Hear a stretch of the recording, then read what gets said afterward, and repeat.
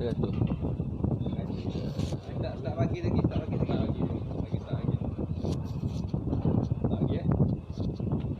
InsyaAllah start bagi Ustaz. Saya dekat dia Ustaz. Malam ni bagi aku shopping Ustaz. Okey. Mak ingat ni kena masker buat dulu. Mari.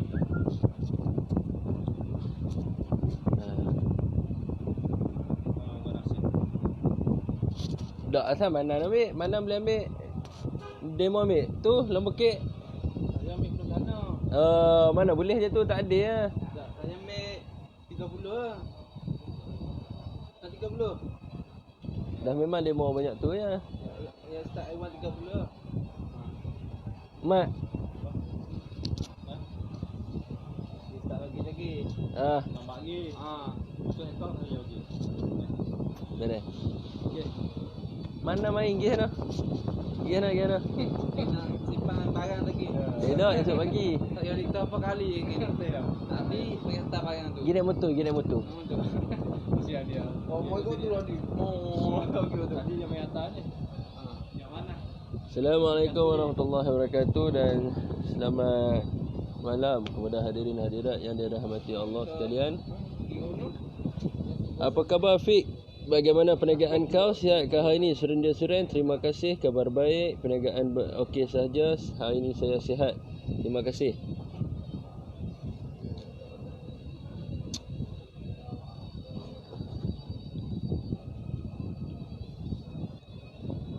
Bagus Sundari Restaurant. Walaupun saya pada permulaannya saya mengata kepada dia, tapi dia stay dalam live saya. Ini adalah satu orang yang bagus yang boleh menjadi kawan. Pada mulanya kami bergaduh dan akhirnya kami menjadi kawan. Jadi kita masing-masing ada prinsip moral yang tersendiri Bagus Sundari Restaurant dengan apa yang dia buat ni, dia ibarat menegur saya secara diam Saya tersentak dengan perilaku beliau yang mana dia menunjukkan modal insan kelas pertama dan nilai-nilai positif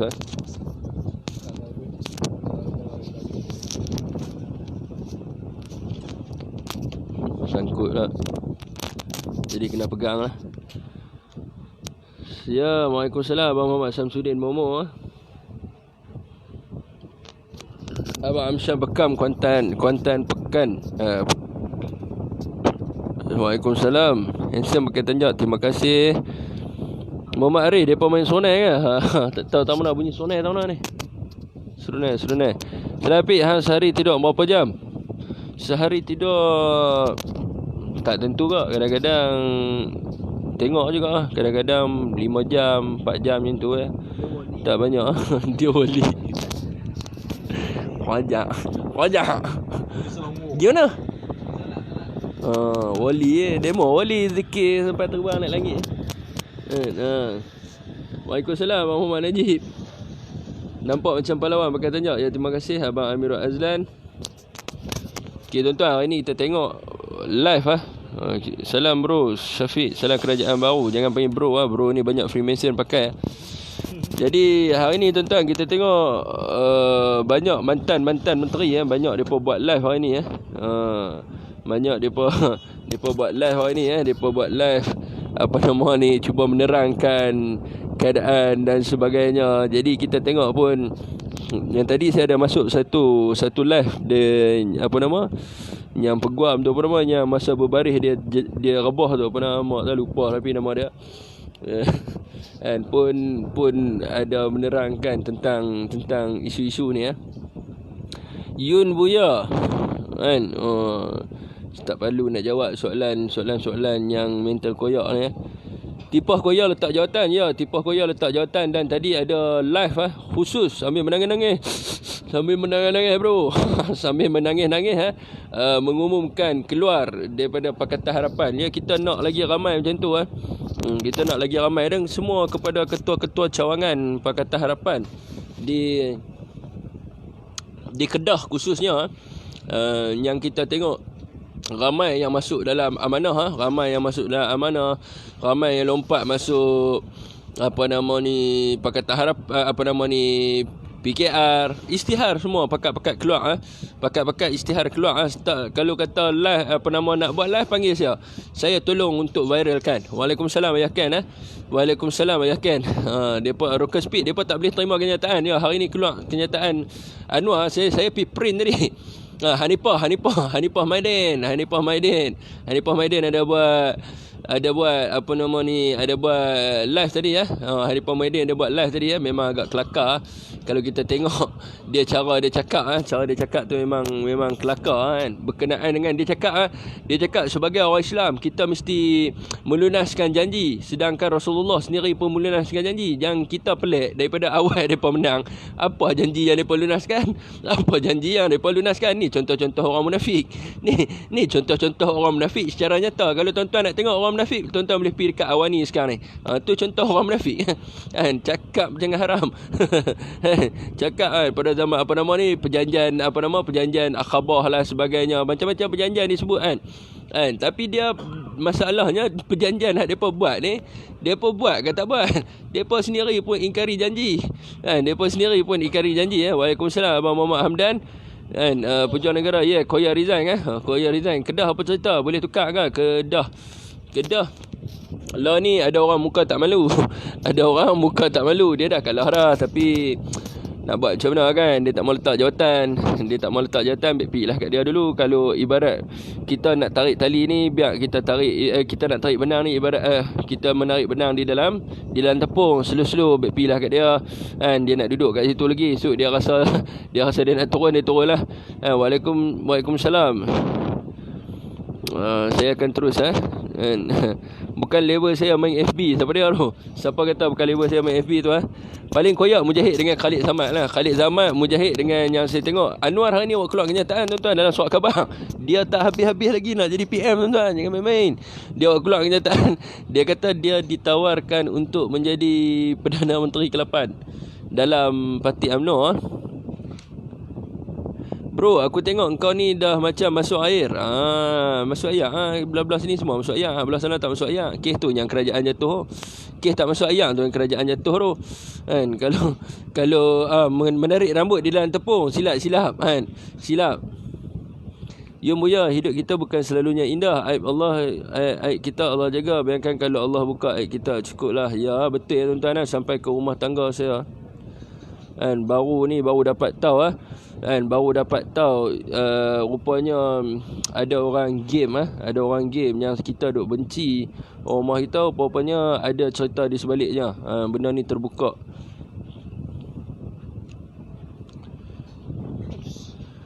Jawapan simple. Siapa nak dia jadi PM tu? Kan, dia kata bukan si malam dah nak habis Dia kata dia orang kata apa? Dia kata dia dicalonkan oleh UMNO untuk menjadi PM ke-8. Saya tak tahu bila dia dicalonkan. Sekejap tuan Alah. Assalamualaikum. Waalaikumsalam warahmatullahi wabarakatuh. Awak dah sembang takut apa? Sembang ni dah buat live. Jadi dia habaq dalam tu dia habaq kata dia dicalonkan oleh UMNO untuk menjadi PM ke-8. Dia ni dia panggil ada mental disorder, saya ingat. Kan, dia ada mental disorder yang mana dia ni terlampau teringin untuk macam kita tuan. Kita kadang-kadang kita bercita-cita, macam saya dulu masa kecil-kecil saya bercita-cita untuk menjadi pilot.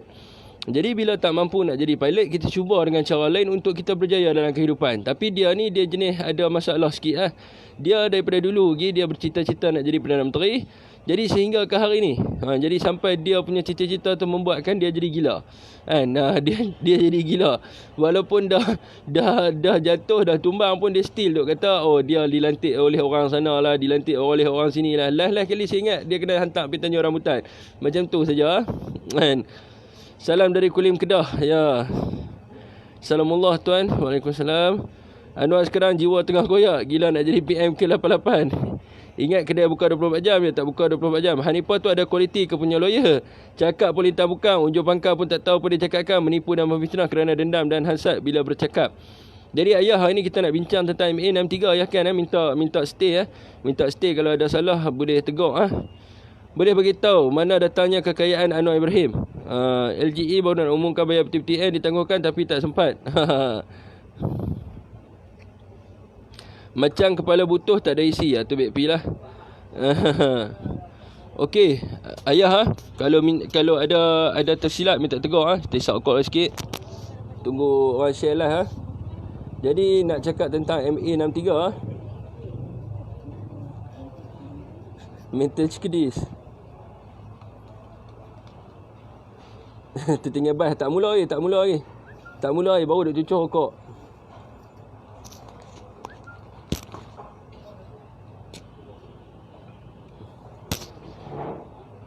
Waalaikumsalam Abang Rohaifi Mak Isa. Okey, MA63 saya baru baca dalam satu post blogspot ke apa benda tu. Dia kata tertukarnya kerajaan adalah menyebabkan kegagalan untuk melaksanakan MA63 kan. Jadi saya nak cerita pada tuan-tuan tentang MA63 supaya faham jelas Malaysia Agreement 1963. Okey, apa yang dibuat oleh kerajaan Pakatan Harapan dahulu bukan untuk mengembalikan hak orang Sabah. Dengar bagi betul Dengar bagi betul. File petition yang difailkan oleh GC Fong ke mahkamah adalah yang pertama untuk mengembalikan untuk memasukkan perkataan Borneo di dalam perkara 12 Perlembagaan Persekutuan 1957. Yang kedua adalah untuk menukar takrifan persekutuan adalah persekutuan yang tertubuh di bawah Perjanjian 1963. Jadi dengar dengar bagi jelas Tak apa, nak tahu auto tak auto, saya akan bagi dokumen. Saya tak cakap tanpa dokumen. Jadi kalau DAP akan cakap ataupun pok-pok PKR ni dia pun cakap tanpa memberi rujukan. Tapi dalam live saya jangan risau, saya cakap saya bagi rujukan supaya tuan-tuan boleh membuat rujukan. Okey, yang pertama sekali saya nak sentuh tentang persekutuan. Persekutuan ini tertubuh di bawah 1963. Itu tidak benar, kan? Itu tidak benar kerana semasa perjanjian 1963 ini dibuat bukan untuk menubuhkan persekutuan. Jadi persekutuan ini tak jelas jadi persekutuan ni tuan-tuan, kan, 1963 ni bukan untuk menubuhkan persekutuan. Jadi dia tak ada kena mengena dengan Malaysia Agreement 1963. Itu kita kena faham. Jadi tuan-tuan nak rujuk kat mana? Tuan-tuan rujuk kepada dokumen nombor 10756 United Nations punya agreement, agreement between Federation of Malaya, North Borneo, Sarawak, Singapore, Northern Ireland and United Kingdom. Tu nama dokumen dia kan. Tu nama dokumen dia. Tuan-tuan boleh perujuk mungkin terbalik, mungkin tak terbalik lah saya sebut tu. Jadi di dalam dokumen tu menyebut bahawa di dalam appendix 1 kan, di dalam appendix 1 North Borneo and Sarawak federated with the existing state of Federation Malaya.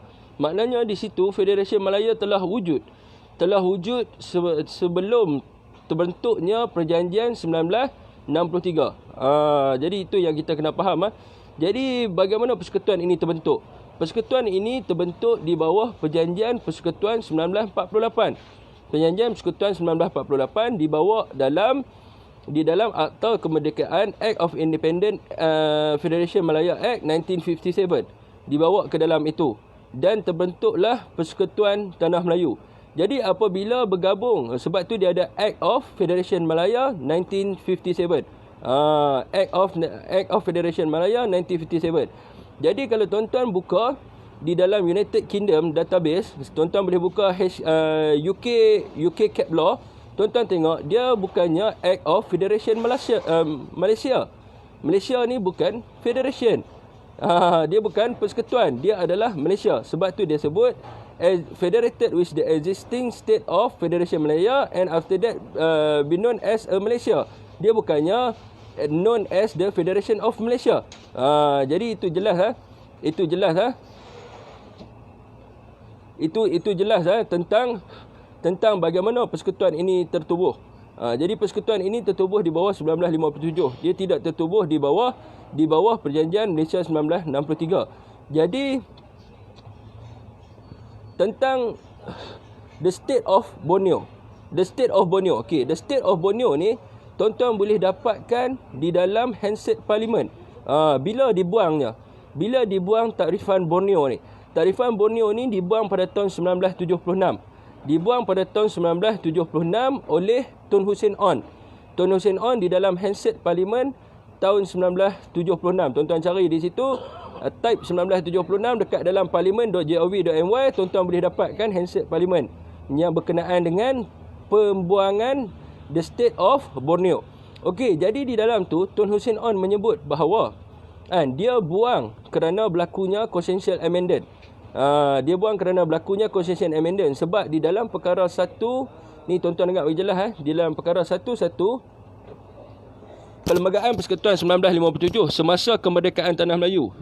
Perkara 1.1 menyebut the federation should be known in Malay as Tanah Melayu and English as Malaya. Dan juga di dalam perkara 1.2 menyebut the state of federation is Perlis hingga ke Johor. Jadi selepas perjanjian 1963 ini dibuat, perkara 1.1 menyebut the federation should be known in English and Malay as Malaysia. Dan juga di dalam perkara 1.2 menyebut the state of federation Malaya is Perlis sampai ke Johor, and the state of Borneo, the state of Sabah, and the state of Sarawak, and the state of Singapore. Dia ada ABC tu. Jadi Tun Hussein On buang sebab tak tahu yang mana satu. Dia berlaku consensual amendment, dia tak tahu. Sebab apa dia jadi the state of Federation Malaya and the state of Perlis sehingga ke Johor. Dia ada the state. Yang mana satu state? Takkanlah negeri Tanah Melayu, the state tu merangkumi negeri Tanah Melayu, dan yang Perlis tu jadi apa? Wilayah. Jadi dia buang the state of Malaya, dan juga sama juga the state of Borneo. The state of Borneo and the state of Sabah and the state of Sarawak. Dia merujuk kepada mana? Tun Hussein On sebut dia merujuk kepada agreement sebenar yang dibuat oleh United Nations, yang mana after federated with the existing state of Malaysia, North Borneo dikenali sebagai Sabah dan juga Sarawak, dan kemudiannya bergabung dengan orang kata apa, Federation Malaysia, Federation of Malaya, dan terbentuknya Malaysia.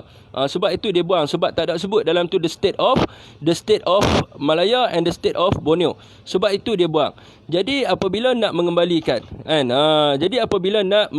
ini, tuan-tuan boleh dapatkan dokumen yang saya sebut tadi. Dokumen yang saya sebut tadi adalah dokumen bernombor 10756 United Nations Agreement between Northern Ireland and United Kingdom, North Borneo, Sarawak, Federation of Malaya and Singapore, and the state of Singapore. Tu dia punya dokumen pertama. Dokumen yang kedua yang tuan-tuan boleh dapatkan untuk rujukan adalah the Act of Federation Malaya Independent 1957, dan kemudian tuan-tuan boleh dapatkan the Act of Malaya 1963, the Act of Malaysia 1963, the Act of Malaya 1957.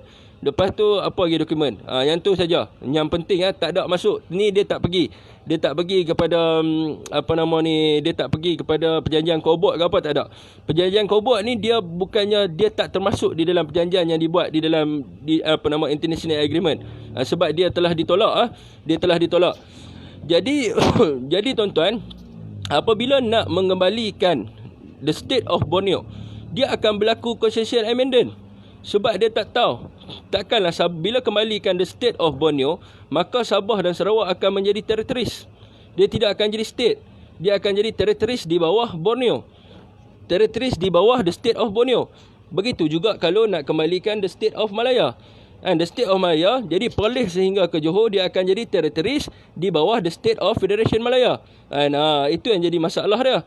And itu yang jadi masalahnya sebab apa Tun Hussein On buang. Jadi benda ni telah pun dibuat pada tahun 1976 dan tuan-tuan boleh rujuk di dalam handset Parlimen tahun 1976. Jadi ni duk pegang telefon ni. Duk pegang ni memang menggigit. Tak ada stand. Jadi tak perlu dia gigit tak gigit tu tak perlu. Yang perlunya tuan-tuan dapat tahu fakta ni. Supaya tak ada berlaku pergaduhan. Tak ada duk kata nak mengembalikan Borneo dan sebagainya. Kena baca. Kena baca handset Parlimen tu sebab apa? Sebab apa dibuang tu?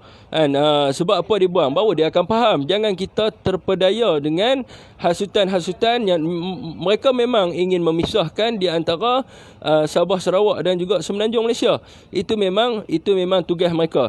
Dan tak ada pun dalam mana-mana sejarah yang menyebut negara Sabah. Dan tak ada pun yang mana-mana yang menyebut tentang negara Sarawak. Dia menyebut tentang territories. Dia menyebut tentang territories. Tak ada sebut tentang negara. Yang ada di dalam agreement tu hanyalah negeri. The state of Sabah and the state of Sarawak. Dia tidak menjadi negara. Jadi di dalam blok tersebut yang tengah disebarkan sekarang ni, apabila Kerajaan Perikatan Nasional ini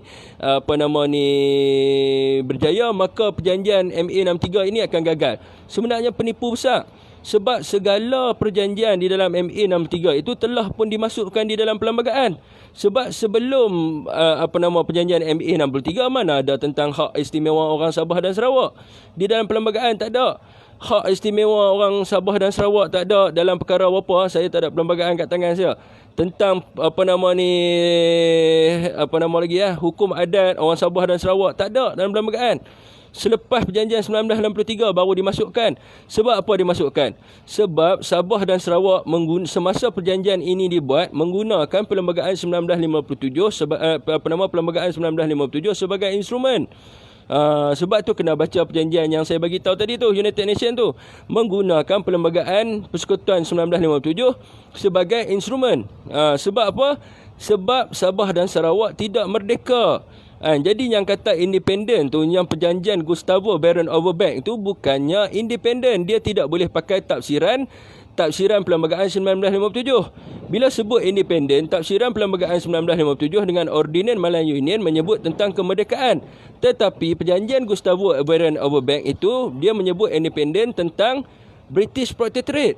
Dia menyebut tentang British Protectorate. Bukan merdeka. Wilayah yang di orang kata apa? Masih lagi di bawah wilayah di bawah jajahan British koloni. Di bawah British koloni, bukannya kemerdekaan. Dan juga Gustavo telah pun menyerahkan power dia kepada British. Tu kena tahu habis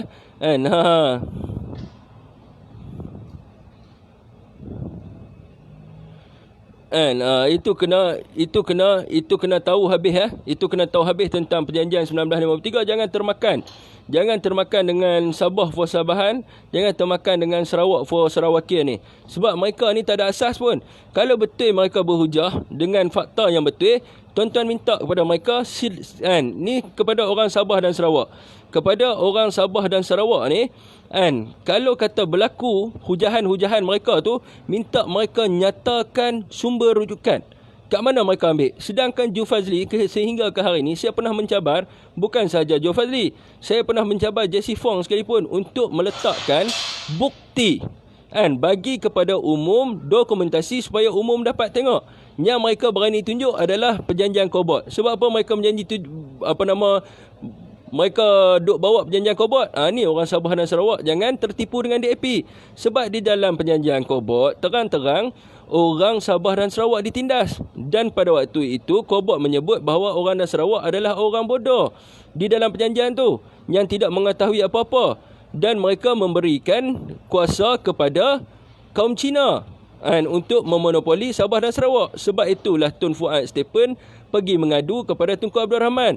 Dan kemudiannya berlakunya perjanjian United Nations, di mana di dalam perjanjian Kobot nyatakan, apabila mereka menyebut tentang perjanjian Kobot, cuba tanya mereka, sila nyatakan di manakah kedudukan orang Sabah dan Sarawak dalam perjanjian Kobot. Cuba bagi satu nama orang Sabah dan Sarawak. Mana ada orang Sabah dan Sarawak? Yang pertamanya adalah Lord Cobbold. Yang keduanya adalah Anthony Abel. Yang ketiganya adalah Ketua Menteri Pulau Pinang. Kemudian Setiausaha Pesuruhjaya Tinggi Tanah Melayu. Lepas itu siapa lagi ya? Menteri Luar Negara. Mana ada wakil daripada Sabah dan Sarawak? Tak ada langsung wakil daripada Sabah dan Sarawak. Kan? Jadi bila mereka menyebutkan tentang perjanjian Cobbold itu adalah memihak kepada orang Sabah dan Sarawak. Jadi tanya kepada mereka, buktikan kepada kami orang Sabah dan Sarawak bahawa perjanjian Cobbold ini memihak kepada orang Sabah dan Sarawak. Dan tuan-tuan boleh baca isi kandungan perjanjian Cobbold tu. Minta mereka, jangan suruh mereka ambil separuh-separuh, suruh mereka keluarkan keseluruhan. Nanti saya akan share di page saya. Tuan-tuan boleh baca. Tuan-tuan boleh baca di mana di dalam perjanjian Cobbold itu mengutamakan bahasa Cina daripada Fujian. Dia bukan mengutamakan Bumi Putera. Itu yang kita kena tahu. Golongan DAP inilah dalangnya untuk sengaja. Dia sengaja untuk menarik orang Sabah dan Sarawak supaya yakin kepada mereka kononnya mereka akan melaksanakan perjanjian MA63. Tak, mereka cuba meruntuhkan Malaysia ini.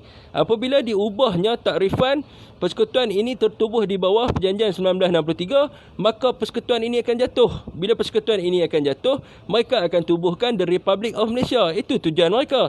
Sebab persekutuan ini apabila tertubuh di bawah 1963, maka perjanjian-perjanjian terdahulu akan terbatal.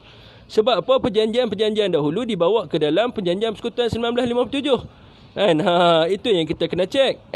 Jadi dalam perjanjian yang ada di dalam database, tuan-tuan boleh cek dalam database world.lli.org, segala dokumen berkaitan dengan Malaysia termasuk dalam kes-kes di mahkamah ada 6,753 dokumen. Dan saya dah semak semua dokumen tu. Saya dah semak semua dokumentasi-dokumentasi tu. Jadi kalau ada yang gelak hari ini, kalau kita tanya dia, apakah dokumen yang telah kamu baca? Sila nyatakan. Jadi hari ini tuan-tuan tak ada orang yang berani nyatakan. Tak ada orang yang berani nyatakan secara terang. Mereka cuma berani manipulasi saja. Kembalikan hak Borneo. Kembalikan hak Borneo. Nak kembalikan apa benda hak Borneo? Cuba bagi butiran sejarah kami nak baca.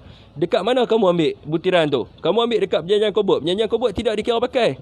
Tidak dikira pakai. Yang pakai adalah Intergovernment Community dan juga perjanjian nombor 10756.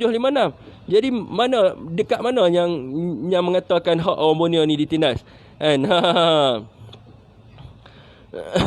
Itulah kerajaan harus tegas dan membersihkan DAP ni, kerana mereka ni saja nak memanipulasikan, sengaja. Ini benda ni telah dibawa tuan-tuan, yang bawa benda ini ke Amerika berkenaan dengan MA63 sehingga disebut oleh Presiden Trump tentang the hidden state tu adalah ambiga.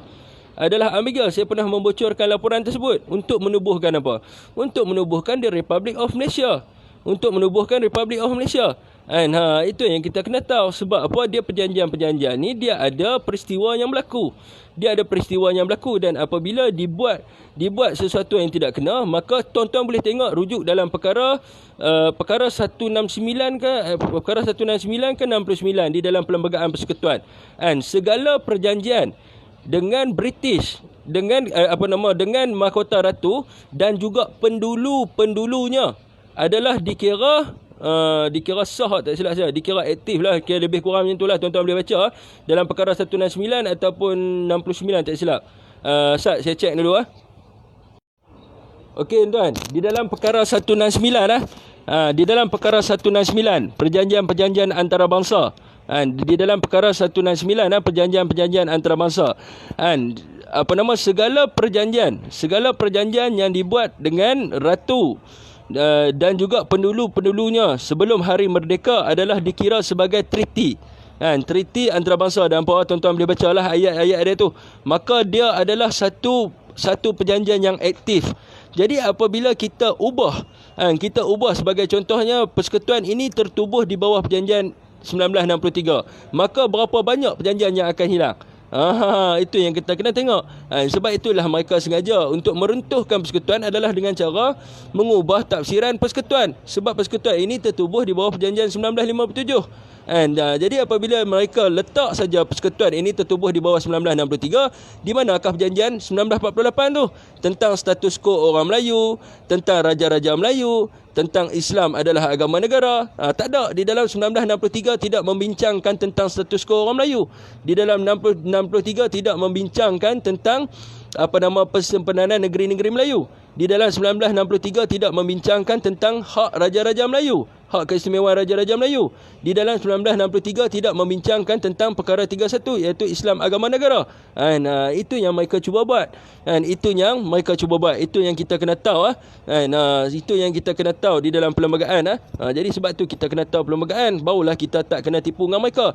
Dan tuan-tuan, untuk mengelakkan daripada kita ditipu oleh bangsa-bangsa di AP ni, saya cadangkan kepada orang dan Sabah dan Sarawak, apabila kamu bertemu dengan puak-puak mereka ni, kamu tanya kepada mereka. Kamu tanya kepada mereka, buktikan kepada kami daripada segi dokumentasi. Buktikan daripada kami daripada segi dokumentasi.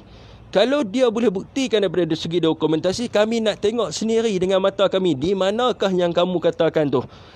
Kalau dia katakan, orang Malaya telah membuang takrifan Borneo. Ya, sehingga ke hari ini orang DAP, seorang pun orang DAP tidak menyatakan bila takrifan Borneo itu dibuat. Takrifan Borneo bukan dibuang semasa perjanjian 1963 itu dibuat. Dia tak buang. Semasa perjanjian 1963 tu masih ada lagi. Sehingga tahun 1976. Sehingga 1976 barulah Tun Hussein buang. Sebab apa Tun Hussein buang? Sebab berlakunya concession amendment. Boleh rujuk dalam handset parlimen tahun 1976. Sebab tu kena tahu macam mana nak dapatkan dokumen dekat handset parlimen yang dulu-dulu. Tuan-tuan boleh dapatkan di parlimen.gov.my. Tuan-tuan pergi ke bahagian handset parlimen. Tuan-tuan nak dapatkan tahun bila? Daripada tahun 1957 pun tuan-tuan boleh dapatkan. Jadi yang saya bagi tahu kepada tuan-tuan tahun dia. Saya dah lupa bulan berapa. Bulan Julai kot tuan-tuan. Carilah semua tu. Tuan-tuan type je 1976. Lepas tu tuan-tuan type je Borneo. Dia akan keluar lah. Dia akan keluar lah. Itu yang saya rasa saya ada. Nanti saya akan share dekat wall saya. Supaya saya akan share dekat wall saya, supaya orang akan tahu tentang benda ni. Orang tahu tentang benda ni. Dan yang bergelak senda tu, kalau boleh tolong nyatakan hujah membantah, membangkang. Bos, ada fakta ke? Kalau boleh tengok live, buktikan apa yang dikatakan, baru ilmuwan sejarah. Sebab tu saya tanya, kalau kata saya salah, buktikan daripada segi fakta. Di mana dokumentasi? Saya dah sebut daripada tadi dokumentasi. Jadi pergi cari, baru tuan-tuan akan jumpa. Very true, hanya mainan bad politician to create hatred antara Malaya, Sabah and Sarawak. Didokong oleh puak-puak DAP. Nak kontrol Malaysia keseluruhannya, cara manipulasi tafsiran MA63. Bila ini berlaku, hancur semua hak peribumi Sabah Sarawak. China boleh kontrol semua kuasa pemerintahan dan ekonomi untuk kepentingan mereka. Ini akan merugikan peribumi Sabah Sarawak sendiri. Jadi tuan-tuan, tuan-tuan tahu siapa yang tulis ni? Ni adalah pensyarah. Ken ni adalah pensyarah, salah seorang daripada anak murid Profesor Koke Kim. Jadi tuan-tuan boleh rujuk dengan dia. Kok rasa saya ni tak berapa diiktiraf untuk menyebut tentang perkara ini? Tuan-tuan boleh tanya dengan ayah Ken. Tuan-tuan boleh tanya dengan ayah Ken. Nak main fakta sebenar, awak sendiri pun tak ambil kisah. Baik awak main fakta yang sebenarnya. Kita ni asal dari Nabi Adam. Kita pun tahu semua. Nak cerita macam tu, saya boleh cerita pada tuan-tuan daripada sejarah Rome Temple. Tapi kita nak cerita lah ni adalah berdasarkan Malaysia Agreement 1963. Kalau nak ceritakan daripada asal-usul Nabi Adam, asal-usul Melayu, boleh panjang lah cerita dia. Tak ada lah kena mengena dengan MA63. Dia asalnya tentang macam mana tertubuhnya kerajaan Melaka, keluasan Kepulauan Melayu, daripada mana sampai mana. Kita boleh cerita, tak ada masalah apa, tapi bukan dalam sesi ni lah. Sebab sesi ni adalah tentang Malaysia Agreement 1963. Dan untuk tentang yang kisah-kisah yang awak sebut ni, tak ada kena mengena dengan MA63. Dia berkaitan dengan perjanjian Tripoli, perjanjian Westphalia, perjanjian perjanjian apa lagi perjanjian yang boleh tengok tentang asal-usul ni perjanjian dipanggil The Absolute Trinity. Lepas tu perjanjian apa banyak lagi perjanjian-perjanjian di dunia ni kalau nak tengok tentang asal-usul ni jadi itu ni lah, keluar daripada topik.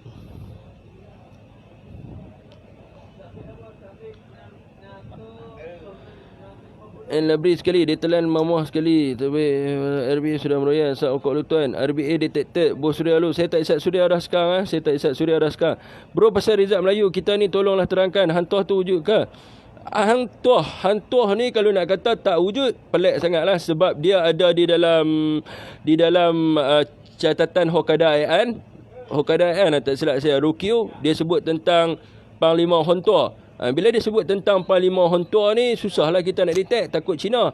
Tapi dia sebut nama kapal. Dia sebut nama kapal Mendam Berahi. Bila dia sebut nama kapal Mendam Berahi ni, kita tahulah hantuah memang ada lah. Lagi satu, dia dalam catatan mana? Dia ada catatan pelaut. Tuan-tuan carilah catatan pelaut. Tak silap saya, Afonso di Albuquerque pun ada juga dalam catatan dia sebut tentang Mendam Berahi ya. Tuan-tuan pergi carilah. Nama kapal dia Mendam Berahi. Dia ada orang panggil dia Hontua, ada orang panggil dia Hantuah, ada orang panggil dia apa lagi saya tak tahulah. Teruskan tentang Perlembagaan 1963. Ini kita nak kembali kepada MA63 duk merepek tentang sejarah-sejarah dia panjang. Tuan-tuan, saya ada share kat awal, tuan-tuan boleh pergi kelas Jadi berkenaan dengan 1963 ni apa yang mereka sebut tu adalah semuanya tidak benar. Saya cabar mereka sehingga ke hari ini JC Fong kata Malaysia Agreement 63 ni mempunyai 5,000 dokumen. Jadi pernah tak dia bentangkan untuk rakyat tengok di manakah kedudukan 5,000 dokumen ni? Tak ada tuan-tuan. Saya dah cek dalam arkib dunia. Tak ada sampai 5,000 tuan-tuan. Perjanjian 1963 ni bukan kata perjanjian 1963 je, yang related dengan Malaysia ni hanya ada berapa ribu ya, tak sampai 5,000. Tak sampai 5,000. Saya tak tahu dia pergi korek tang mana dokumen 5,000 tu, tapi dia tak pernah bentangkan pun. Dia tak pernah bentangkan pun tentang apa nama ni MA63 ni. Jadi apa yang DAP buat, tuan-tuan kena tahu. Kes di mahkamah yang JC Fong file di Mahkamah Persekutuan tidak ada kena mengena dengan hak Borneo. Tidak kena mengena dengan hak ekonomi ke apa, tak ada. Yang dia filekan adalah yang pertama, zaman DAP dulu, dia nak ubah tafsiran persekutuan ini merujuk kepada persekutuan di bawah 1963. Sebab dia kata perlembagaan tidak sah. Itu yang pertama. Yang keduanya, dia nak ubah tafsiran di bawah perkara 12. Dia nak kembalikan the state of Borneo. Dia nak kembalikan the state of Borneo. Tapi dia tak tengok. Kena waktu Tun Hussein On dibuang tu, dia bukan buang the state of Borneo aja. Dia buang the state of Malaya sekali. Dua-dua dia buang. Jadi tidak ada kena mengena yang mengatakan orang Malaya telah menindas Borneo. Tu semua penipu je. Dakwah yang penipu tahap gila babi punya. Mereka ni kerja mereka menipu dan terus menipu dan terus menipu. Jadi ni kerja saya pula, saya bagi tahu kepada tuan-tuan di manakah dokumen ni. Jadi tuan-tuan boleh tahu. Jadi orang Sabah dan Sarawak ni dapat tahu. Dekat mana dokumen yang kata buang takrifan Borneo dengan the state of Malaya ni. Yang kata buang ni dibuang dalam handset Parlimen 1976. Jadi orang dapat tahu nak cari tang mana. Jadi macam mana nak tahu sebab apa Tun Hussein On buang? Rujuk kepada agreement antarabangsa, iaitu nombor 10756, Agreement United Nation. Jadi tuan-tuan akan tahu. Nak faham lagi, tuan-tuan kena cari apa? Tuan-tuan kena tahu apa nama makna persekutuan ni. Tuan-tuan kena cari dalam The Act of Independence 1957 dengan The Act of Malaya 1957. The Act of Malaya ni ada dua. Satu ditulis oleh Lord Lennox Bott, satu lagi dibuat oleh Sir Malcolm McDonald. Satu dikeluarkan oleh House of Lords, satu dikeluarkan oleh House of Commons. Dia ada dua. Jadi tuan-tuan akan baca. Satu dia tentang operational of law, satu tentang pemisahan kuasa tanah-tanah jajahan. Jadi tuan-tuan kena faham. Jadi bila tuan-tuan dah tengok semua benda ni, baru tuan-tuan akan tahu yang mereka ini adalah penipu nombor satu di dunia. Penipu nombor satu di dunia. Bila saya sebut tentang video berkenaan dengan Dr. Ashraf Wajdi, ini saya kena terangkan kepada tuan-tuan. Apabila merujuk sahaja perjanjian 1957 persekutuan ini tertubuh bawah 1963, maka akan terbatas semua perjanjian-perjanjian yang sebelum. Jadi orang akan gelak sebab dia tak tahu. Bila kita nak tubuh negara, tuan-tuan, dia mesti kena ada operational law. Siapa yang iktiraf undang-undang dalam negara kita? Siapa yang bagi kita kemerdekaan? Kita kena tahu kita dapat kemerdekaan daripada Empire British. Yang menguatkuasakan undang-undang ke atas negara kita. Jadi dia ada British Common Law. Lepas tu dia ada apa lagi? Dia ada undang-undang antarabangsa. Semua undang-undang ni bukannya bila kita tubuh negara tu ada tiang gol bola di belah kiri di Perlis, dan juga tiang gol di Johor. Jangan jadi bodoh. Dia ada undang-undang laut, dia ada undang-undang apa nama ni, macam-macam undang-undang lagi. Lepas tu kapal-kapal perang semasa Perang Dunia Kedua. Tuan-tuan ingat kapal-kapal perang kita di Malaysia ni banyak kita beli je. Banyaknya tinggalan selepas Perang Dunia Kedua. Dia ada perjanjian dia juga tu, aset-aset yang telah ditinggalkan tu. Semuanya ada kena semak. Sebab tu saya kata dia ada 6,753 agreement. Jangan duk buat kepala tahu ya. Dia bukannya agreement yang ada di dalam buku perjanjian lama. Yang buku perjanjian lama yang tuan-tuan beli tu, ada seorang profesor hentam saya dulu. Buku perjanjian lama tu hanya cerita tentang perjanjian Raja Ligo dan sebagainya. Kalau tuan-tuan nak tahu apa perjanjian-perjanjian lain yang ada, tuan-tuan kena rujuk dalam Intergovernment Community. Dalam Intergovernment Community tu ada terangkan di muka surat terakhir apa lagi undang-undang yang ada. Dia ada banyak tuan-tuan, lebih kurang 70 lebih. Tuan-tuan pergi rujuklah, baru akan dapat tahu. Sebab tu saya bagi ya. Hope government beri perlindungan kat hang. Buat masalah ni tak ada lagi perlindungan lah. Jadi bukan perlembagaan 1963, perjanjian 1963. DAP sengaja nak kacau je. DAP sengaja nak kacau je. Dan sengaja nak kacau sebab apa? Sebab apa tuan-tuan tak faham. Jadi tuan-tuan, sebab itu kena belajarnya. Tu saya kata tu pengajian am tu. Ini adalah pengajian am. Pengajian am tentang salah silah dia bukannya, contohnya yang duk belagak lah ni adalah orang-orang yang belajar sejarah. Dia kata dia je belajar sejarah, hanya dia yang boleh hurai. Tetapi benda-benda tentang negara ni, mana-mana student universiti pun belajar di dalam subtopik pengajian am. Jadi itu yang kita perlu tahu. Bila kita perlu tahu, kita perlu faham setiap perjanjian tu. Sedangkan profesor dalam bidang sejarah pun tak faham tentang perjanjian. Tu masalahnya. Lagi satu, nak baca perjanjian ni tuan-tuan. Tafsiran perjanjian ni bukan pakai Kamus Dewan Bahasa dan Pustaka. Bila dia sebut independen saja, buka Kamus Dewan Bahasa dan Pustaka, independen tu maknanya merdeka, kepala toya dah. Bagi undang-undang pada kurun ke-18 dan sebelum, kita pakai Black Law Dictionary. Untuk perlembagaan persekutuan kita pakai tafsiran Ordinance Tafsiran Malayan Union, dan juga kita pakai tafsiran perlembagaan 1948 dengan Akta Tafsiran 1963 dan juga Akta Tafsiran 1963 dan 1957. Kita bukan dia boleh ambil, nak baca perlembagaan ni adalah undang-undang. Di dalam perkara 41 menyebut this constitution was the supreme law of the federation. Dia adalah undang-undang. Bila dia undang-undang, kita nak baca tafsiran dia, kena baca tafsiran undang-undang. Sebab apa jadi macam tu? Sebab falsafah dalam perundangan adalah interpretatio cesat in claris. Interpretasi yang jelas dalam perundangan tu tidak boleh ditafsir keluar daripada konteks dia. Sebab tu kita kena rujuk dalam dia punya tafsiran dia sendiri. Bukan kita boleh pergi rujuk dalam Kamus Dewan Bahasa dan Pustaka. Bila sebut je independen, buka Kamus Oxford. Independen ni maknanya adalah kemerdekaan. Tak. Dia bukan macam tu. Macam Malaysia, bila sebut saja independen, dia pergi kepada the Act of Malaya, Federation of Malaya. Bila sebut tentang independen, dia pergi kepada the Act of Independence 1957 yang menyebut the federation is the sovereign independent country. Baru dia macam tu.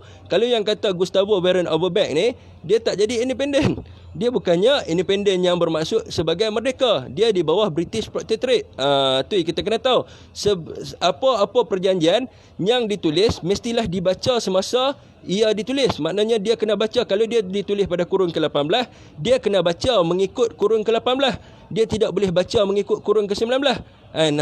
Itu yang menjadi masalahnya. Jadi masalahnya adalah apabila kita baca perjanjian kurun ke-17, kurun ke-18, kita baca perjanjian tu sebagaimana dia ditulis pada tahun 2020. Tak boleh macam tu. Dia kena baca perjanjian tu semasa dia ditulis. Baru betul.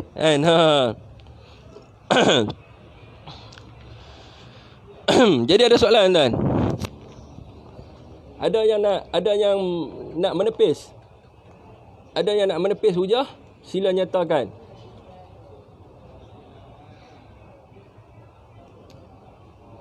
Banyak Islam nama Abu Muhammad Syafiq bin Abdul Halim, takkanlah agama lain. Hang pun pelik soalan tanya. Sebelum live siap baca doa lagi, takkanlah. Lainlah kalau sebelum live duduk bolehlah tanya soalannya tu. Ini sebelum live duduk baca bismillahirrahmanirrahim, celah mana? Aduh weh.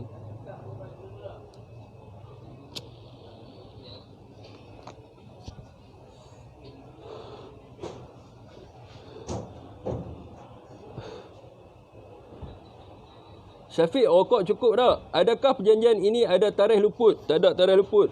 Dia tak ada tarikh luput, tetapi sekiranya dia boleh tergugat sebab di dalam perjanjian kemerdekaan menyebut bahawa sekiranya Yang di-Pertuan Agong hilang kuasa perundangan ke atas tanah Melayu, ke atas negeri-negeri tanah Melayu, maka Mahkota Ratu akan mempunyai kuasa ke atas perundangan di McDonald. So Malcolm McDonald di dalam Operational of Law cheat as the Act of Federation Malaya Act 1957. Kan boleh rujuk kat situ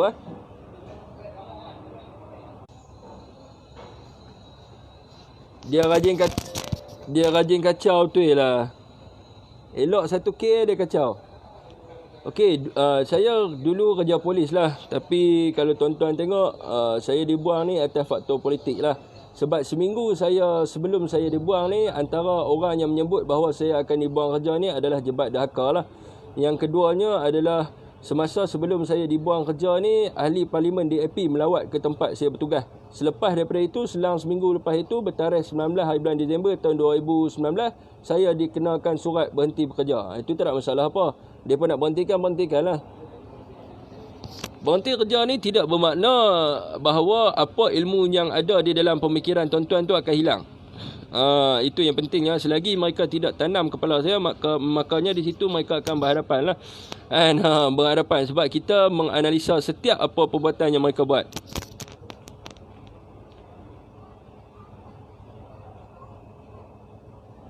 Any question?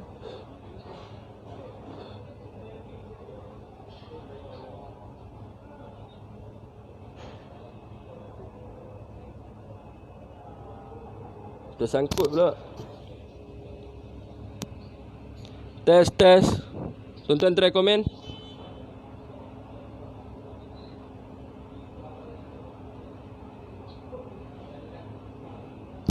Cuba try komen, tak naik komen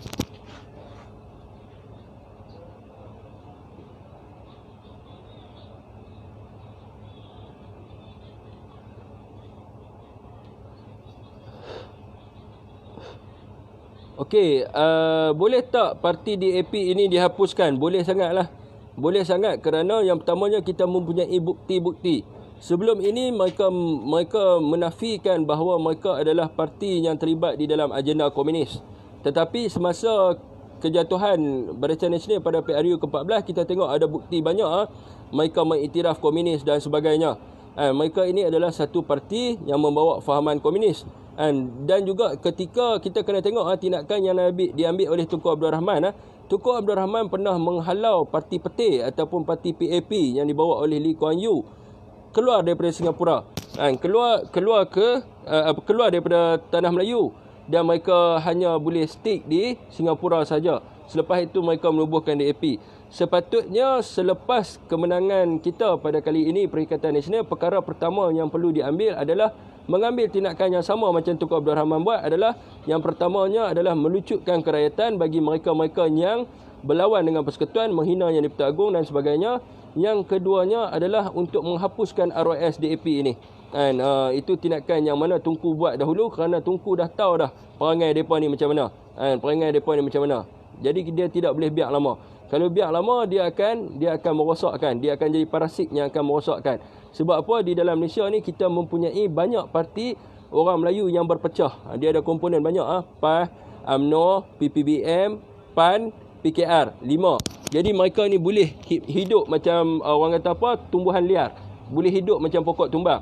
Jadi kalau nak selamatkan negara adalah dengan mematikan mereka ni. Maknanya menghapuskan ROS mereka ni. Itu yang tindakan yang pernah diambil oleh Tunku Abdul Rahman dahulu dengan menghalau PAP. Sama juga kini hari kita boleh menghalau DAP keluar daripada tanah Melayu. Ada tak gerakan dari UMNO untuk menyedarkan pasal MA 63? InsyaAllah akan ada untuk menyedarkan tentang MA 63 supaya mereka merujuk. Saya akan bagi tahu untuk memahami MA63 ini adalah dengan merujuk kepada handset Parlimen pada tahun 1976 yang mana apa yang mereka tuntut ni semuanya ada dalam tu dan semua perlu diperjelaskan. Dia tak pergi jauh-jauh, dia tak pergi kepada perjanjian Kobot, tak pergi kepada mana. Yang punca utamanya adalah kenapa Tun Hussein On buang takrifan Borneo dan Tanah Melayu pada tahun 1976. Jadi ambil balik handset Parlimen tu, terangkan kepada umum akan faham. Orang Sabah dan Sarawak akan faham. Oh, ini faktornya kenapa dibuang. Dia tidak melibatkan tentang hak-hak orang Sabah dan Sarawak.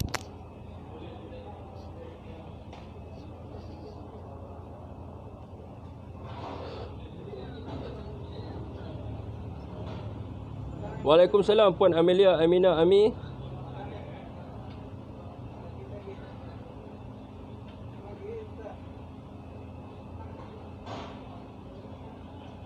Ya, mereka memang takut bila saya sebut tentang MA63 je. Kebanyakannya bila saya buat live tentang MA63 mesti ada gangguan. Itu standard lah. Pernah dengar dulu yang pelajaran dalam Malaysia perlu rujuk British dulu. Betulkah? Ya, memang betul. Kena rujuk di dalam akta-akta yang dibuat oleh British. Kerana kita mendapat kemerdekaan daripada British. Menjadi sovereign independent country. Segala dokumentasi itu semua ada di sana. Jadi kita perlu rujuk kepada sana. Jadi kalau tuan-tuan nak dapatkan secara online, tuan-tuan boleh dapatkan di HK Cap Law. HK Cap Law tu Hong Kong, UK Cap Law. Segala perjanjian ada di situ.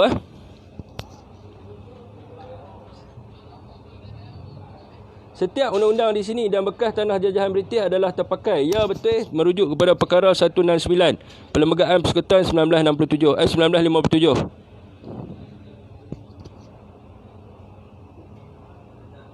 Pendapat Fik tentang Joe Fazli. Joe Fazli ni hanya cakap lepas tanpa fakta, tu saja.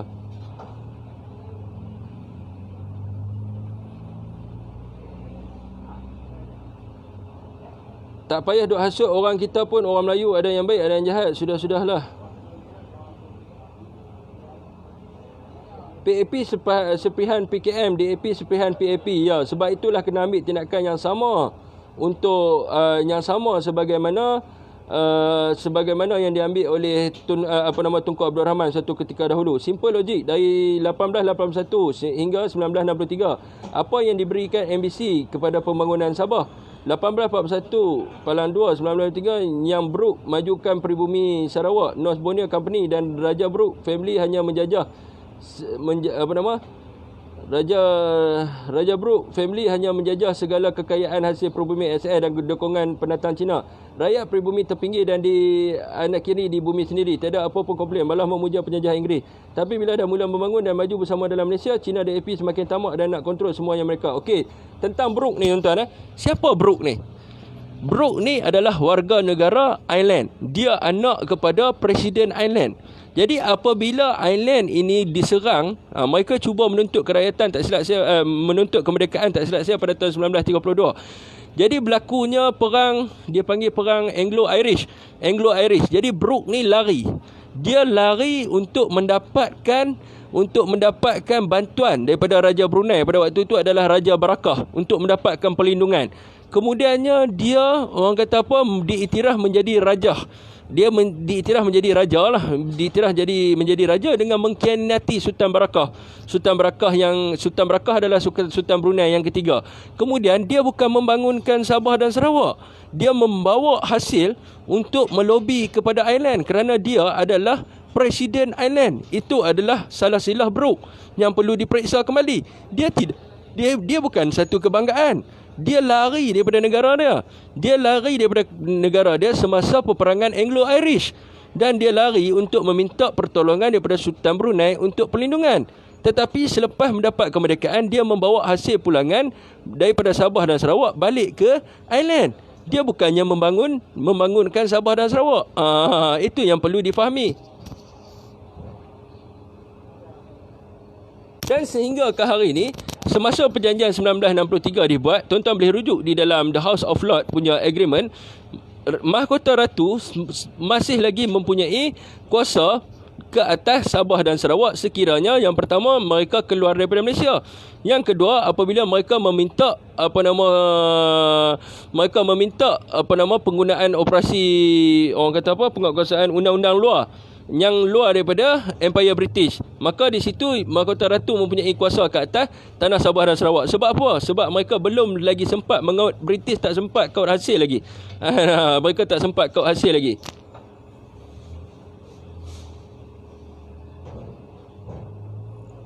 Han Ladi, betul tu, seorang pejuang tidak akan berjuang dengan pasukan yang ramai. Kalau ramai itu bala tentera, askar namanya. Pejuang akan terus berjuang sendirian tapi bukan bersorangan. Contoh Mak Kila, Tok Janggut dan ramai lagi dengan taktikal serangan gerila, ambush dan berbagai lagi. Bro Syafiq berperang dengan perang saraf, fakta, perang psikologi dan perang ekonomi BMS. Perang angkat senjata biarlah pada mereka yang berkemahiran. Dia tak semestinya kita berperang senjata saja. Kita ambil contoh tertubuhnya parti National Socialist Democratic Action Party sebelum tertubuhnya Nazi, kan? Ditubuhkan oleh rakan baik kepada Adolf Hitler. Sebab apa ditubuhkan parti tu? Sebab bila dia nak menyertai tentera untuk mengangkat senjata pada waktu itu untuk berperang dengan negara Jerman, dia tidak cukup ketinggian. Di dalam sejarah menyebut dia tidak cukup ketinggian dan juga berbadan kecil. Jadi apa peperangan yang dia buat untuk membantu pada waktu itu negara Jerman? Dia menubuhkan parti yang dinamakan sebagai NSDAP sebelum tertubuhnya Nazi sebelum tertubuhnya Nazi, mereka dengan NSDAP. Nazi ini tertubuhnya apabila mereka ini dikhianati oleh Wolfgang di dalam sejarah lah. Jadi tak semestinya kita nak berperang ni kita kena angkat senjata. Dia ada banyak cara berperang, antaranya adalah berpolitik.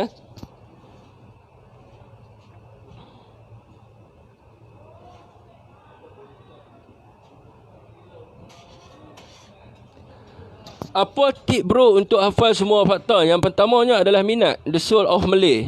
The Soul of Malay tu kena ada. Dia kena ada minat. Saya bukan daripada bidang sejarah, saya daripada bidang computer science, tetapi saya minat. Bila minat, saya boleh menghafal. Yang keduanya adalah kena ada orang untuk kita tanya. Untuk kita tanya, jadi kita takkan jadi boring. Sebagai contohnya, dulu saya kerap berhubung dengan Ayah Ken, lepas tu ada orang-orang veteran yang lain untuk kita berkongsi dengan mereka. Jadi bila kita berkongsi, sentiasa bercerita tentang benda tu, kita takkan bosan. Bila kita takkan bosan, dia akan hafal. Lama kelamaan dia akan jadi satu hafal lah. Yang keduanya adalah suplemen lah. Suplemen saya makan omega dengan ginkgo biloba. Dua tu ya.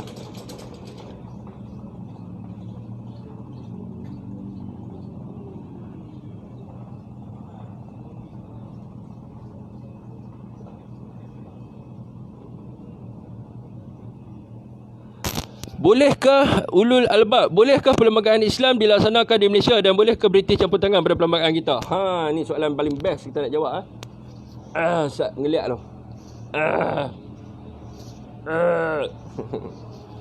Jadi tuan-tuan, apakah status negara kita? Ni banyak kali saya ulang. Di dalam perkara 31 menyebut bahawa Islam is the religion of the federation.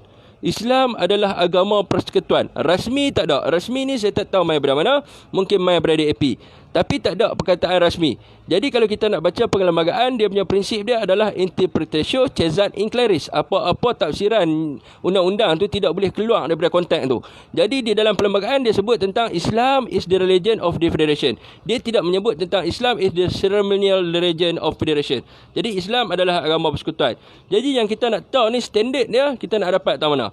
Okey, kita kena orang kata apa? Kita kena letakkan apakah takrifan bagi persekutuan. Persekutuan di dalam perkara 11 merujuk adalah the federation should be known in English and Malay as Malaysia. Jadi persekutuan ini dikenali dalam bahasa Melayu dan Inggeris adalah Malaysia. Jadi macam mana kita nak dapat kedudukan tu? Kedudukan tu kita nak dapat di mana? Kita kena dapat di dalam Akta Kemerdekaan 1957 yang menyebut tentang the federation is the sovereign independent country. The federation is the sovereign independent country. Federation ini adalah negara. Jadi di dalam perkara 31 adalah Islam adalah agama negara. Jadi jelas kat situ. Islam adalah agama negara. Dia bukannya agama rasmi, bukan agama Tok Wan apa, agama negara. Jadi Islam adalah agama negara. Jadi kita tengok pula macam mana boleh wujudnya perkara 31 ni di dalam perlembagaan.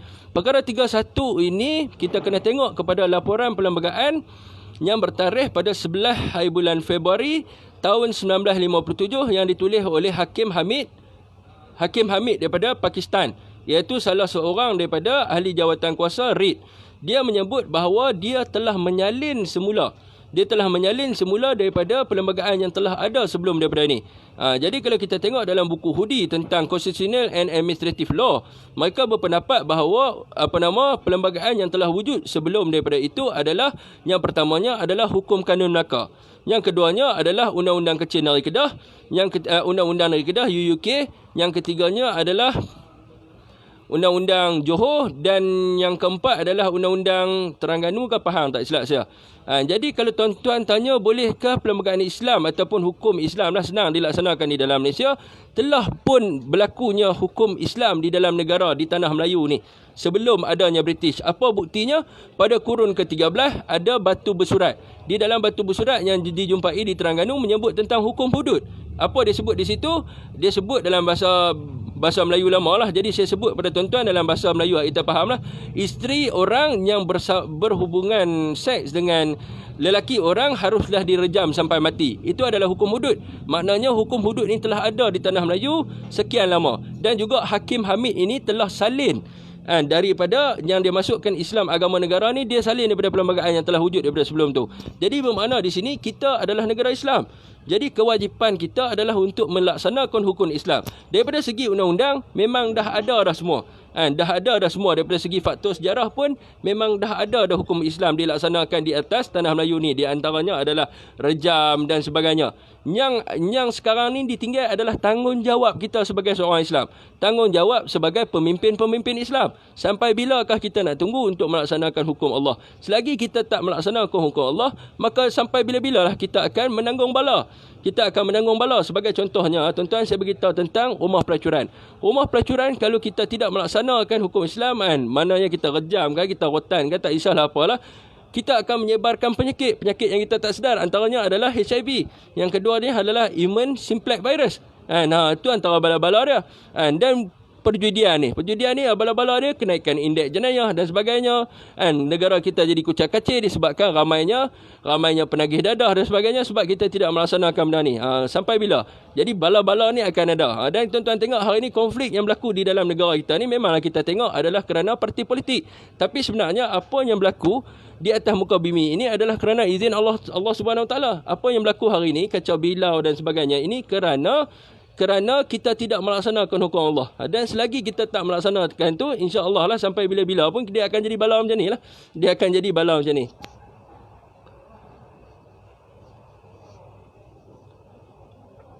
Bro, agak-agak judi online dah macam kita boleh hilangkan tak? Terus tak lepas ni? Saya dah sebenarnya dah bagi tahu tadi jawapan.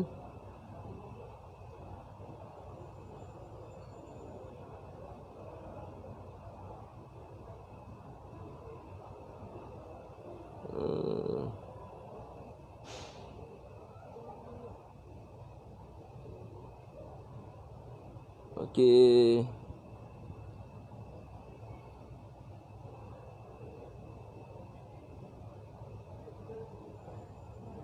Jadi tuan-tuan faham tentang perlembagaan ya. Jadi daripada segi faktor sejarah daripada faktor sejarah semua dah ada dah. Tetapi yang tak buatnya kita. Yang tak buatnya kita.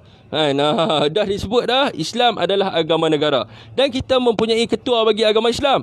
Tapi yang peliknya hari ni tuan-tuan, ketua bagi agama Islam orang tak hormat. MB pula boleh arahkan supaya diselurkan azan surau dan sebagainya segala macam. Tidak, kita ada ketua bagi agama Islam.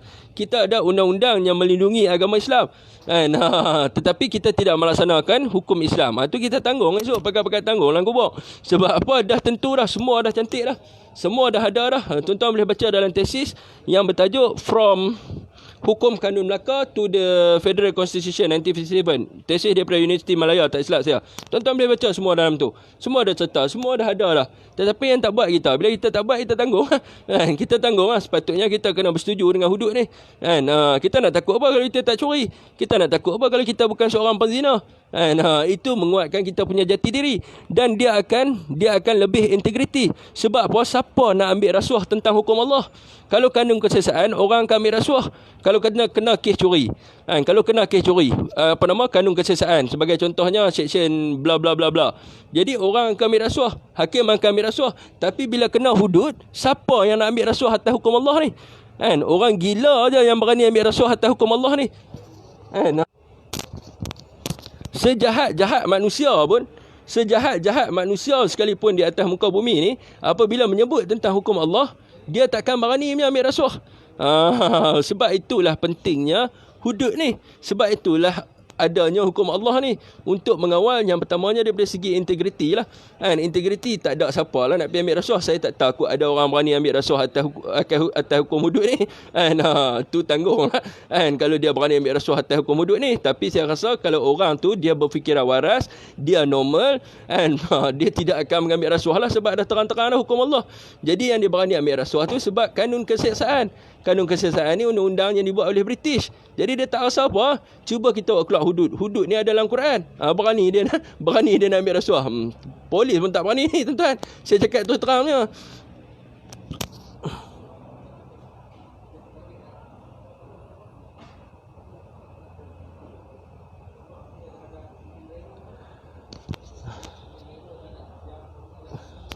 Yang peliknya saya duk terangkan tentang Islam, agama negara, bagaimana nak kuatkan tentang agama Islam. Dia duk tanya kita soalan, kamu ni Islam ke tak? Islam. Dia bodoh punya manusia ni. Kita pun tak tahu nak cakap apa dah. Saya duk cerita pasal apa ni? Saya duk cerita tentang memperkukuhkan agama Kristian ke memperkukuhkan agama Islam. Kalau saya cerita tentang agama Kristian ke, tentang kitab perjanjian baru ke, tentang kitab perjanjian lama, bolehlah dia tanya saya soalan, kamu ni agama apa? Hak ni saya duk cerita tentang hudud. Saya duk cerita tentang perlembagaan Islam is the religion of differentiation. Dia tanya kita pula, kamu ni agama apa? Ni kata ni orang ada masalah mental ni, jangan dilayan. Tuan Muhammad Arif ni tak payah layan. BP kat depa nak semua pula. Kita pun tahu. Orang ni, tuan-tuan bayangkan, orang duk sebut tentang perlembagaan Islam, orang duk sebut tentang hudud, tiba-tiba mai duk tak duk, kamu agama apa? Masalah ni kata, masalah yang pelik ni, tak pernah dijumpa. Terima kasih saudara Syafiq, ulasan yang padu, sebab sikit saya faham tentang MA63. Thank you. Hudud kan clear pada rakyat, kalau tak nanti negara jadi tak harmoni. Kita duk sebut tentang hudud, kita duk sebut tentang Islam, dia pergi tanya kita hang ni agama apa? Islam. Bila kita duk cerita tentang bina Tok Kong, hang boleh tanya aku agama apa? Masalah betul ada orang macam ni. Kita selalu kata DAP bawa agenda komunis, bolehkah negara kita bertukar menjadi negara komunis? Sebab kita sudah mempunyai perlembagaan yang stabil dan majoriti rakyat kita adalah Melayu. Mohon pencerahan bagaimanakah agenda komunis boleh masuk ke Malaysia? Dia ni kembali kepada pesanan Tun Hussein On. Tun Hussein On telah berpesan bahawa sekiranya DAP ini mendapat tampuk pemerintahan kerajaan persekutuan, mereka akan menukar kerajaan ini dengan cara yang macam mana. Yang pertamanya, mereka akan menuju kepada Republic of Malaysia. Itu yang Komeng pergi ke Canada tu, Perhimpunan Negara-Negara Republik. Dan mereka akan membuat Secular State of Malaysia. Mereka akan membuat negara sekular. Itu yang Ambiga pergi ke US tu, untuk menubuhkan negara sekular. Itu cara dia. Dengan cara yang macam mana? Untuk mengganggu-gugat MA63. Supaya apa? Supaya mereka mesti jatuhkan persekutuan tu. Sekiranya mereka tidak jatuhkan persekutuan, mana mungkin mereka nak membina satu negara republik. Dia kena jatuhkan persekutuan dahulu. Sebab itulah dia cuba main dengan MA63 macam-macam untuk menjatuhkan persekutuan 1957.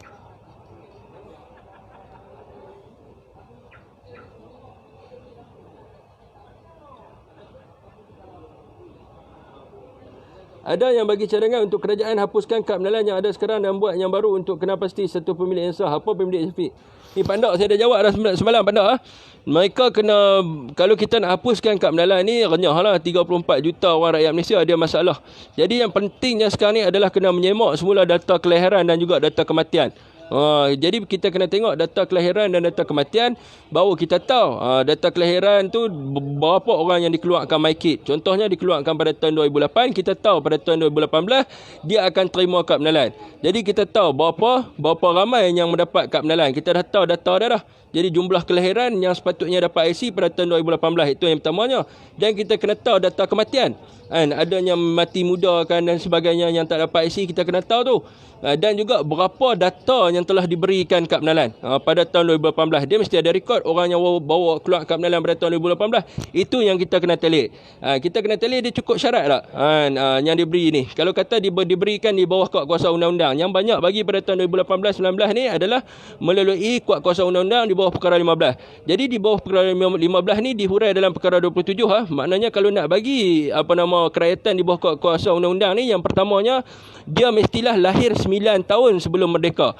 Yang kedua dia mesti berkahwin kepada rakyat kepada raja. Maknanya kalau kita orang Melayu, kita kahwin dengan perempuan Turki, perempuan tu akan dapat status kerakyatan di bawah kuat kuasa undang-undang. Jadi mereka yang banyak ni mereka dapat di bawah kuat kuasa 15. Itu yang masalahnya. Itu yang mesti dibatalkan kerakyatan mereka. Sebab apa? Efek dia adalah kepada kelayakan untuk menjadi Perdana Menteri, kelayakan untuk menjadi Menteri Besar, kelayakan untuk menjadi Ketua Menteri, kelayakan untuk menjadi Yang di-Pertuan Negeri. Sebab semua kelayakan ni adalah mestilah seseorang yang bukan rakyat naturalisasi dan rakyat yang didaftarkan di bawah perkara 16 ataupun 17. Jadi mereka-mereka ni yang Cina, Fujian apa semua ni, segala Cina dengan India di dalam negara kita ni, mereka ini adalah rakyat naturalisasi. Terikat di bawah perjanjian Persekutuan 1948, dan orang Melayu adalah rakyat kepada raja. Jadi itu yang kita kena batalkan mereka ni. Kalau kita nak tukar kad penalan baru, mampu jenuh ni pandak 34 juta orang.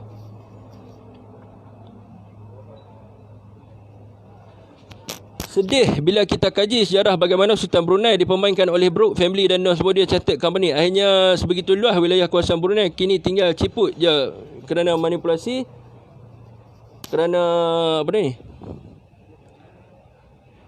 Panjang aja type saya kena baca. Boleh tinggal ciput je kerana manipulasi perjanjian-perjanjian yang semua menguntungkan pihak Inggeris. No Chinese say bad kepada Brooke and NBCC. Mengapa? Pasal penjajah Inggeris yang membawa mereka masuk secara beramai-ramai ke Sabah Sarawak untuk mengaut dan menjajah hasil masyhur yang kaya di SS. Akhirnya pada akhir kurun ke-19, warga Cina lebih ramai daripada pribumi. Sebab itu juga Tengku lepaskan Singapura kerana Lee Kuan Yew nak kontrol dan kuasai Sabah Sarawak dengan support Cina di SS. Bersatu anak pribumi SS jangan terus dipermainkan oleh tokoh-tokoh hingga kini, dan bad politician cuba mainkan isu MA63. Ino je RBB atau Malaysia hasad dengan kita. Ya betul ya. Kalau ikutkan di dalam perjanjian Kombot itu menyebut bahawa bumi putera pribumi itu tidak berakal. Dia sebut begitu kurang hajarnya pihak British, dan akhirnya diselamatkan oleh orang tanah Melayu, di mana Tun Fuad Stephen pergi berjumpa dengan Tunku Abdul Rahman. Akhirnya barulah tertubuhnya perjanjian di bawah United Nations tu yang memberi hak kepada orang Sabah dan juga Sarawak, di mana wakil-wakil di dalam perjanjian tersebut adalah orang Sabah dan Sarawak itu sendiri.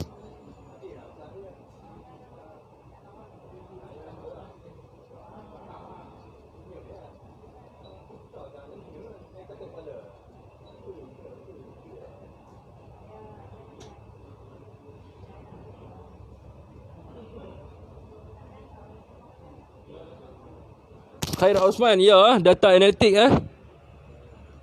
orang abang Abdullah Muhammad Ali orang macam tu Syafiq, orang yang bil di hujung Sempang betul. Dia bil, kita duk sembang pasal ni, dia duk pini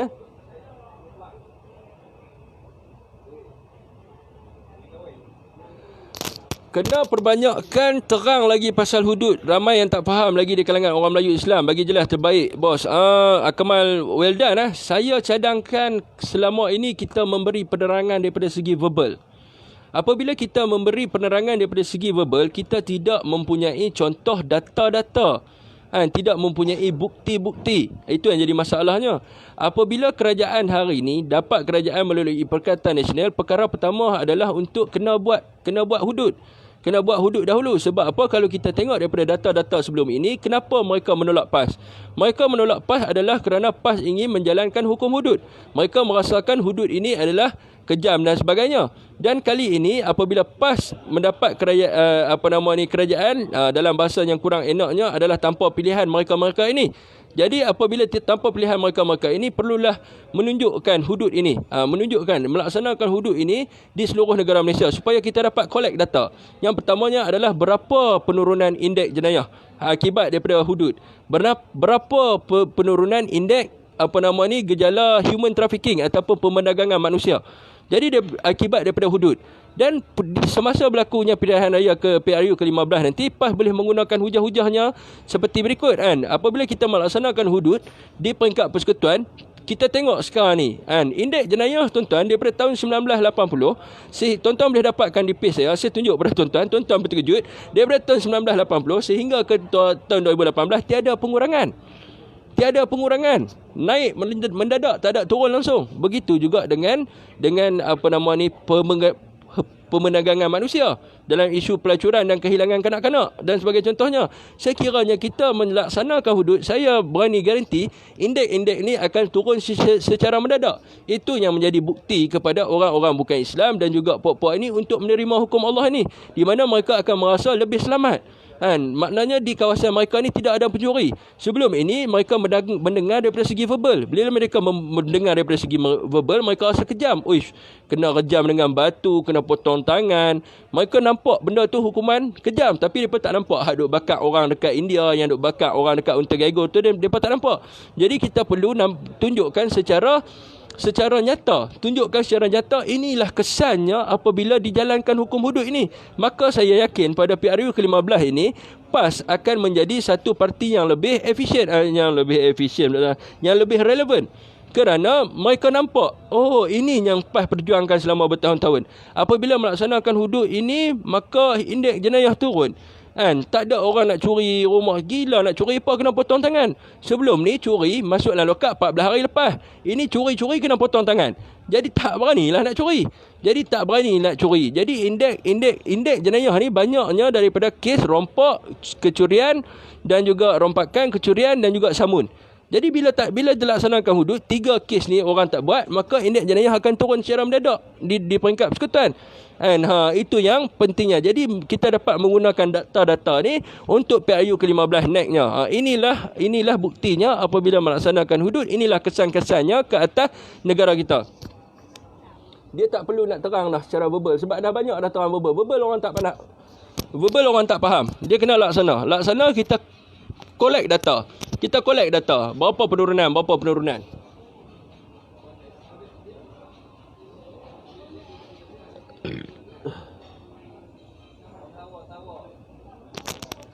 Nak jalankan hudud perlukan saksi dan saksi tersebut perlu integriti. Tapi sebab tu saya kata daripada segi integriti, kita jangan nilai hukum Allah dengan kandung kesesaan. Kalau kita ambil hukum Allah kita letak dengan kandung kesesaan, memang kita nampak takkan ada integriti lah. Sebab di sekarang ni dalam mahkamah pun ada yang mengambil rasuah dan sebagainya. Sebab itu saya huraikan daripada peringkat pertama tadi, mana ada seorang yang sanggup mengambil rasuah atas hukum yang ada dalam Quran. Kalau dia berani itu saya tak tahulah. Tapi kalau kita tanya manusia normal yang jahat-jahat bagaimana pun, kita tanya dia, hang sanggup tak pijak hukum Allah? Dia mesti kata, aku nak mati ni esok ni. Jadi itulah faktornya, kelebihannya antara kita hukum kandung kesesaan dan juga hukum hudud ni. Hukum hudud ni akan melatih dia lebih integriti. Sebab ini adalah hukum Allah.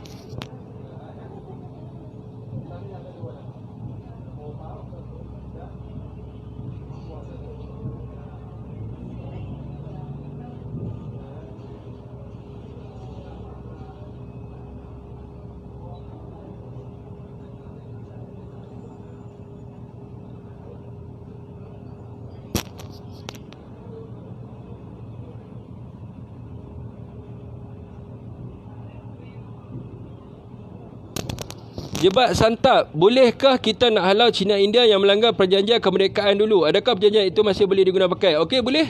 Di dalam perkara 251A Perjanjian Persekutuan 1957 menyebut mana-mana orang yang tidak taat kepada persekutuan daripada segi perbuatan ataupun percakapan boleh dah dilucutkan keraitannya. Jadi law ni tidak diambil tindakan. Itu yang jadi masalahnya tu. Sebab ada peruntukan undang-undang, kita sebut tentang rule of law tapi kita tak ambil. Kita duk bagi atas sultan tak gunalah. Kan sepatutnya sebelum bagi atas sultan tu perlembagaan adalah the supreme law of the federation, adalah undang-undang yang tertinggi di dalam Malaysia. Maknanya kena pakai undang-undang perlembagaan dulu, baru boleh tengok kepada undang-undang yang lain. Baru boleh tengok pada atas sultan. Di dalam perlembagaan menyebut mana-mana orang yang tidak taat dan setia kepada persekutuan daripada segi perbuatan ataupun perbuatan ataupun percakapan boleh dah dilucutkan keraitan. Kena ambil tindakan di bawah perlembagaan dulu, sebab perlembagaan adalah undang-undang tertinggi di Malaysia.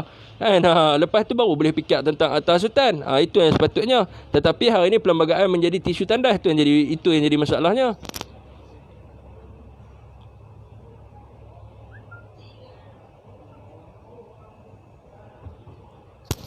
Ya, sepatutnya jika begitu tak salahlah Agung follow cara Brunei Darussalam. Ya, sepatutnya yang di-Pertuan Agong dan Raja-Raja Melayu adalah ketua pada agama Islam.